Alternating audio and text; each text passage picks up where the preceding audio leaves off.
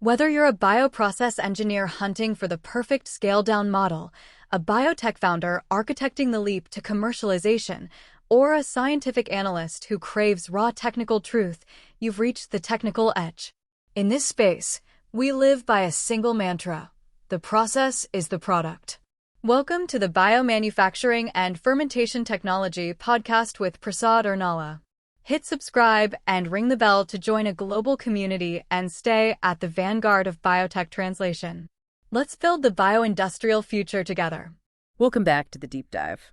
We have quite the stack of documents to get through today, and I'm genuinely excited about this one. Oh, yeah. Yeah, because we are looking at a piece of technology that, well, it effectively runs the modern bioeconomy, but it's almost invisible to the outside world. If you are in biotech, you live and die by this. You really do. We are talking about TFF or tangential flow filtration. It is one of those topics where if you just hear the name, it sounds incredibly dry. Filtration. Right. You think, okay, I know what that is. I made coffee this morning. You pour water, ground stay, coffee goes through. Simple. Exactly. The mental model is just gravity. You pour liquid through a mesh, liquid goes through, the chunky stuff stays on top, and you're done. And that mental model is exactly what gets you into trouble in industrial biotech. The documents we're looking at today make a very strong, almost urgent case that if you treat industrial fermentation like a coffee filter, you aren't just going to clog your machine. You could lose the whole batch. You might actually destroy the biological product you've spent weeks growing. No, the stakes are definitely higher. We aren't just filtering dirty water here. The source material really emphasizes that we're dealing with living broths. Yeah. Cells, enzymes, proteins. And the headline from the research is that TFF isn't passive. It's a hydrodynamic balancing act. It is, and it's completely counterintuitive. In your coffee filter, gravity and the mesh do the work. Sure. In TFF, you are fighting physics every step of the way. You are trying to force a separation in a fluid that often really, really wants to stay together. So let's start at ground zero. Let's get our definitions straight before we get into the disasters. Good idea. What exactly distinguishes tangential flow filtration from the normal dead-end filtration we're used to? The clue is right there in the name. Tangential. Okay. In a standard filter, the flow hits the membrane perpendicular dead on, like crashing a car into a wall.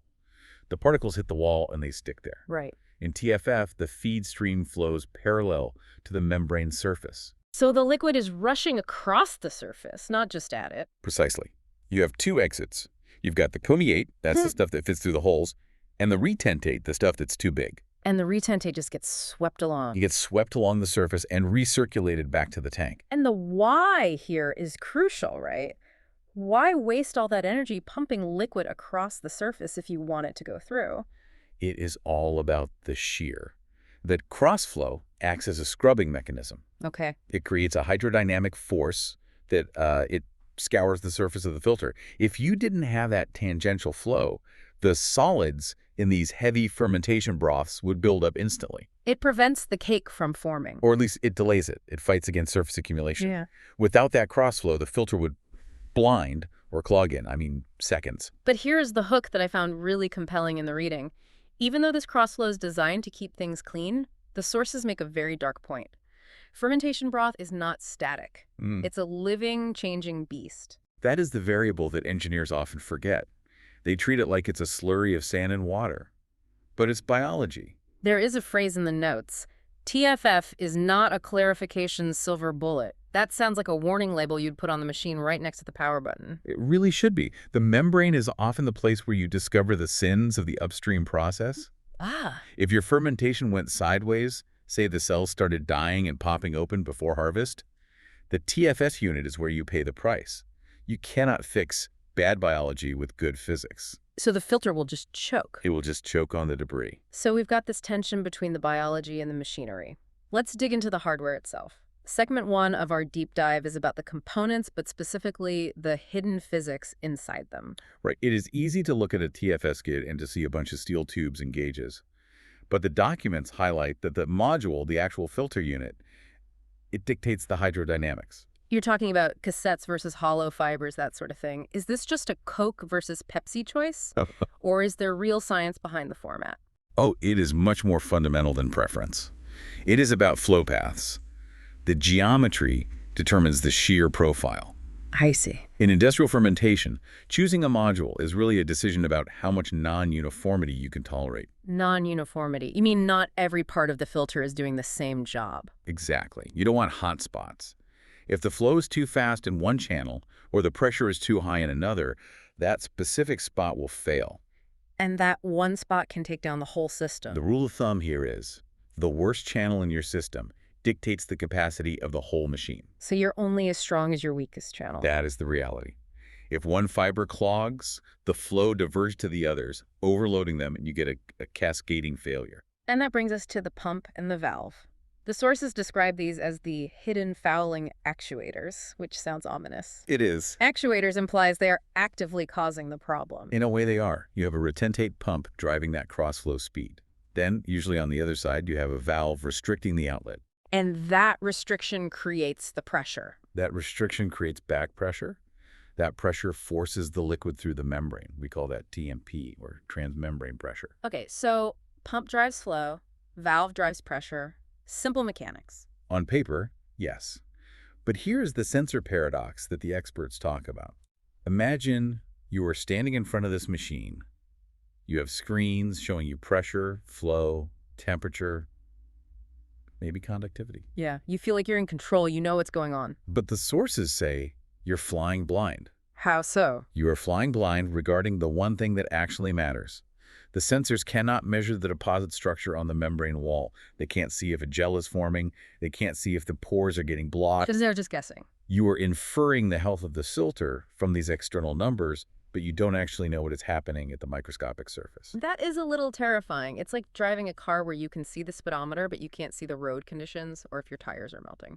That is a great analogy. And it leads to what the text calls the average trap. TMP, that pressure number you see on the screen. It's a calculation. It's an average of the inlet and the outlet pressures. But physically, inside the tube, the pressure drops as the liquid moves through? Right. So the entrance of the filter might be under huge pressure, effectively overfluxing, pushing way too hard. And compacting all that dirt. Exactly, compacting the dirt against the wall. Meanwhile, the exit might be doing almost nothing, but the average number on your screen says system stable. So the average hides the local failures. And that local failure is where the clog starts. Yeah. And once it starts, it spreads.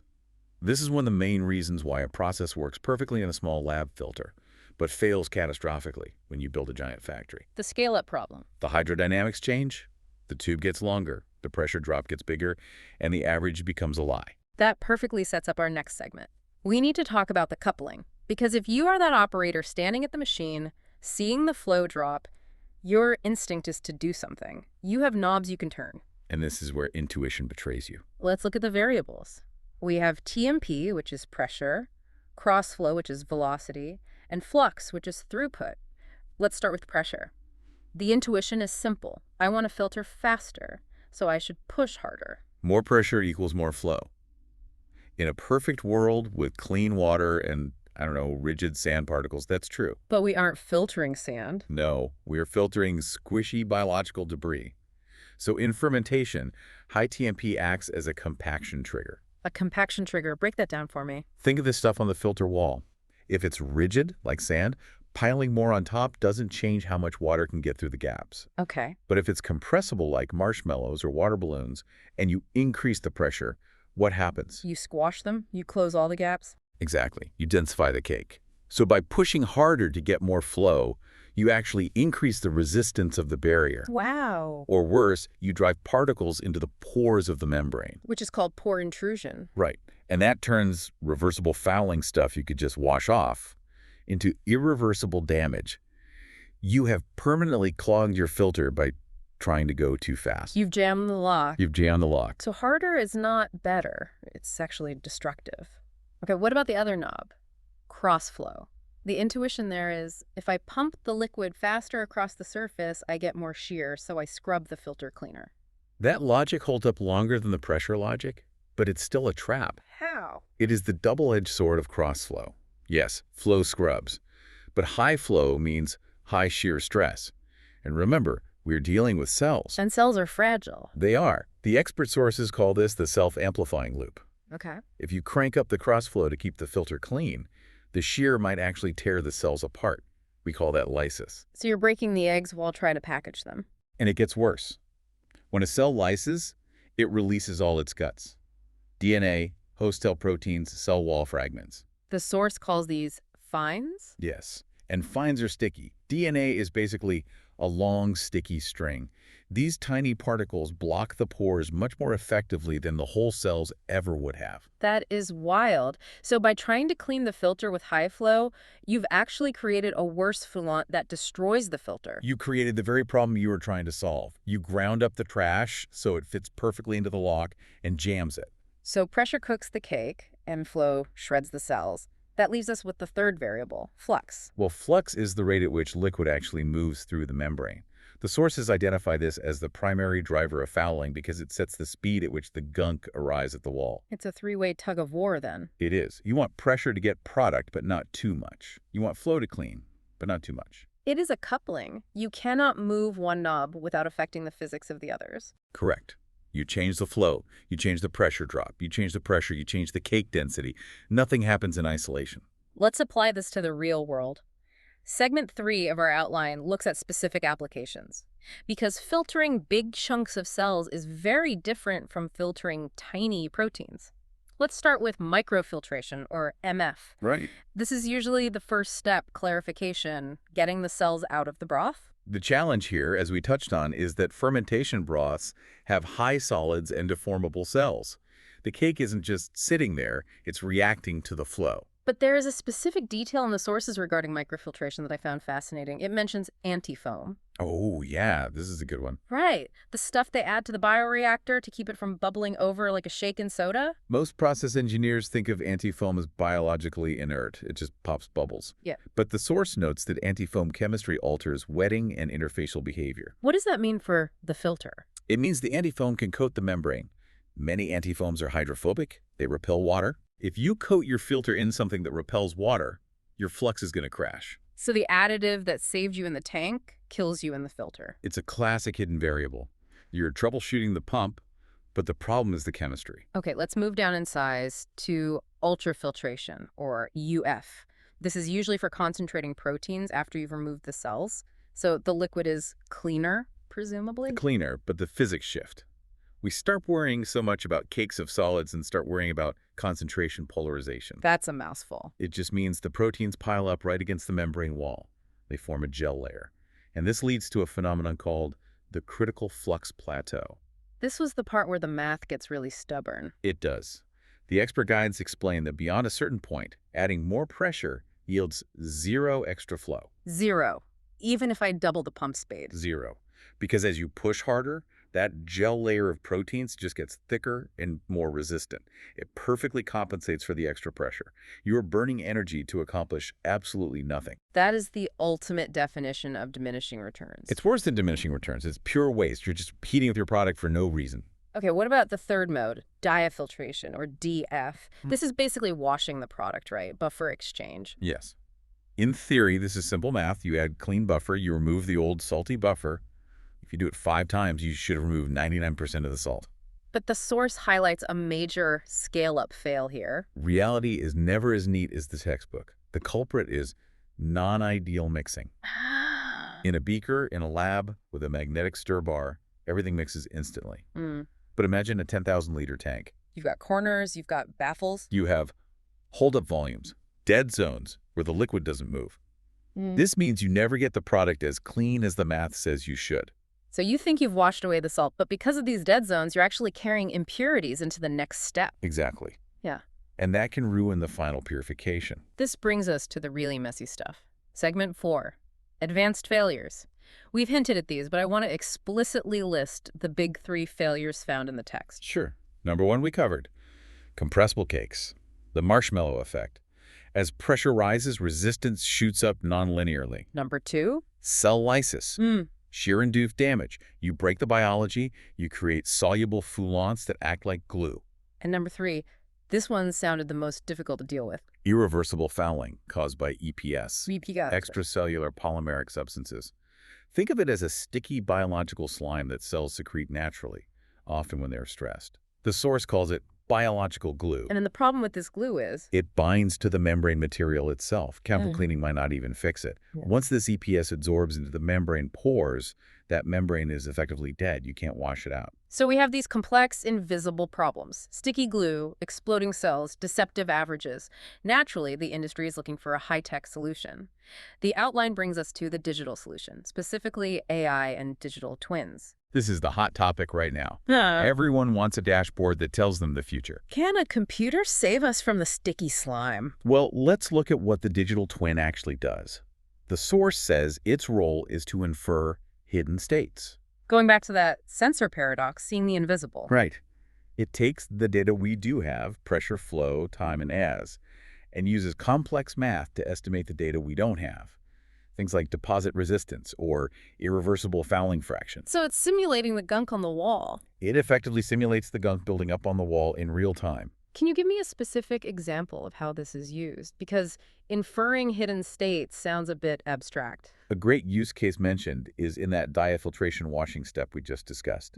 Remember the non-ideal mixing problem? The dead zones. Right. The digital twin can analyze the conductivity slopes, basically how fast the saltiness is dropping in the liquid. Okay. It compares that slope to the ideal math. If the slope is off, it figures out how bad the mixing really is. So it catches the lie. It catches the inefficiency. It can then tell the operator, hey, the math says you're done washing, but the digital twin knows you need 2 more cycles because of that dead zone.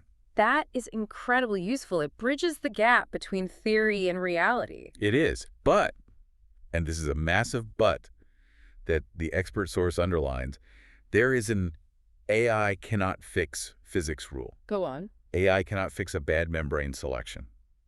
If you picked a filter chemistry that attracts your protein like a magnet, no algorithm can stop that adsorption. It can predict that you're going to fail, but it can't stop it. Exactly. And it can't fix a bad harvest. If the cells are already popped and the broth is autolyzed before it even hits the TFS skid, the digital twin is just going to give you a very accurate report of your disaster. Garbage in, garbage out. The algorithm can't create throughput that isn't there. If the chemistry is wrong, the machine stops. Period. I think that's a crucial reality check. Technology enhances understanding. It doesn't replace the fundamentals. It's a tool, not a savior. So let's bring this all home. We've gone from simple filtration to a complex hydrodynamic balancing act. We've seen how pressure can crush cakes and how flow can shred cells. And how invisible factors like EPS and mixing efficiency can derail the whole thing. The source material categorizes TFF operators into 3 levels, sort of a career ladder of understanding. I think this is a great way to wrap up. Let's walk through these personas. Sure. So, at the bottom, you have the beginner. Okay. The beginner sees the machine as a set of knobs to be cranked. They see TMP and flux as things to maximize. The more is better phase. If I turn it to 11, I get done faster. Right. They treat it like a water pump. Then you have the intermediate. They start to understand fouling regimes.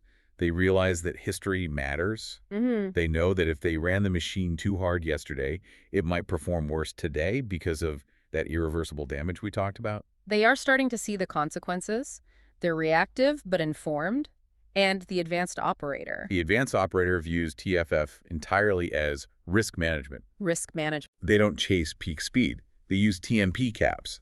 They operate within stable envelopes. They prioritize keeping the process alive over finishing it 5 minutes faster. That is a profound shift. It's not about speed, it's about survival. They know that if they step outside that envelope, the biology will fight back. They understand the boundaries. Which leads to the final thought from the text.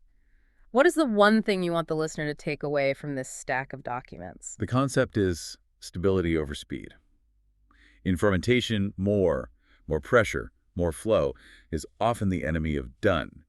The goal isn't the fastest instantaneous flow right now. Right. The goal is the highest cumulative throughput before the filter dies. It's the difference between sprinting the first 100 meters of a marathon and collapsing versus jogging the whole 26 miles. Exactly. If you sprint at the beginning, you'll trip and fall before the finish line. You have to pace the physics to match the biology. That is a fascinating place to leave it. It's a marathon, not a sprint, but run on a microscopic hydrodynamic track.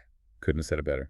Next time you see a filter, or even just make a coffee, remember there is a whole world of pressure, shear, and strategy happening right at the surface. Thanks for listening to this deep dive into the delicate balance of TFF. Thanks. See you in the next one.